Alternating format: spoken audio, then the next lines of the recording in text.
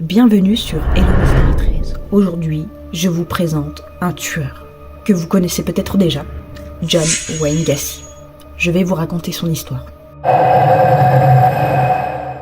Chicago, hiver 1978. Dans un quartier calme de Norwood Park, une maison comme les autres attire soudain l'attention de la police. Une maison banale, pelouse bien entretenue, volets ordinaires.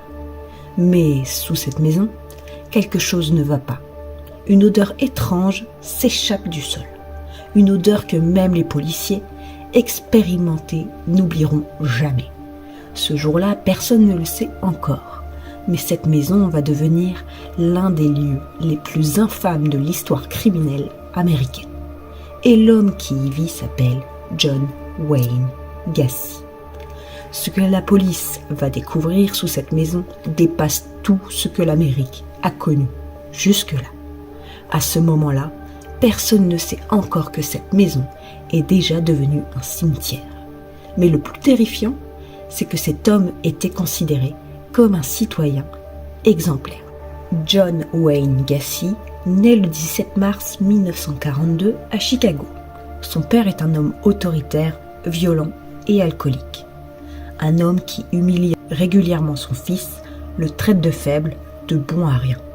John grandit avec une obsession, prouver qu'il vaut quelque chose. À l'école, il n'est ni brillant, ni populaire. Il est en surpoids, moqué, isolé. Son père le frappe parfois, l'insulte souvent. Et chaque insulte s'enfonce un peu plus profondément dans son esprit. « Tu ne seras jamais un homme », c'est ce que lui disait son père, et ces mots resteront gravés en lui toute sa vie. Et sans le savoir, son père venait peut-être de créer le monstre qu'il détestait tant. Ce jour-là, quelque chose s'est brisé en John, et ne se réparera jamais. À l'âge adulte, Gacy comprend une chose essentielle. Les gens aiment les sourires, il devient charismatique. Parle bien, s'habille correctement, il se marie, travaille dur. Il monte sa propre entreprise de construction dans son quartier. Il est apprécié. Il organise des fêtes, il s'implique dans la politique locale et surtout, il devient clown bénévole. Sous le nom de Pogo le clown, John Wayne Gacy amuse les enfants dans les hôpitaux, les fêtes et les événements caritatifs. Un homme respectable, un homme fiable, un homme qu'on inviterait sans crainte chez soi. Mais le clown n'est qu'un masque. Personne ne pouvait imaginer que derrière ce maquillage se cachait l'un des pires prédateurs de l'histoire. Et pourtant, il faisait rire les enfants. Pendant ce temps, d'autres disparaissaient sans laisser de traces. Derrière les sourires, Gacy cache une vie secrète. Il est attiré par de jeunes garçons et de jeunes hommes, une attirance qu'il refoule, puis qu'il commence à imposer. Déjà, il a été arrêté une première fois pour agression sexuelle. Il purge une peine de prison. La prison ne l'a pas arrêté, elle l'a rendu plus prudent. Cette fois, John Wayne Gacy ne commettra plus les mêmes erreurs. Et ce qu'il va apprendre va lui permettre de tuer pendant des années. Gacy apprend à repérer les vulnérables. Jeunes sans-abri, adolescents en difficulté, garçons à la recherche d'un emploi, il leur offre du travail, un peu d'argent, un repas et surtout, il leur offre sa confiance. Les victimes entrent chez lui volontairement.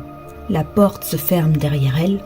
Gacy plaisante, détend l'atmosphère, puis vient le jeu. Tu veux voir un tour de magie? Il sort des menottes, explique un faux tour d'évasion. Une fois les poignets attachés, le jeu change. À partir de ce moment, il n'y a plus d'issue. Les cris sont étouffés. La musique couvre les bruits. Les voisins ne se doutent pas de quoi que ce soit. Après les meurtres, Gacy descend au sous-sol. Il creuse encore et encore.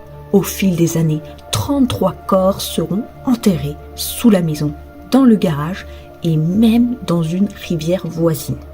Il dort au-dessus d'eux, il mange au-dessus d'eux et il vit au-dessus d'eux. Ils avaient des noms, des familles, des rêves. Timothy McCoy, 16 ans, la première victime connue. Il voulait voyager, découvrir le monde. Il n'en aura jamais l'occasion. William Carroll, 16 ans, un adolescent discret, dernièrement vu vivant avec Gacy. Randall Ruffett, 15 ans. Il faisait confiance facilement, une confiance fatale. Robert Priest, 15 ans. Sa disparition sera l'erreur de Gacy. Robert parlait à sa mère d'un homme riche, prêt à lui offrir un emploi. Un homme nommé John Wayne Gacy. Pour la première fois, quelqu'un fait le lien.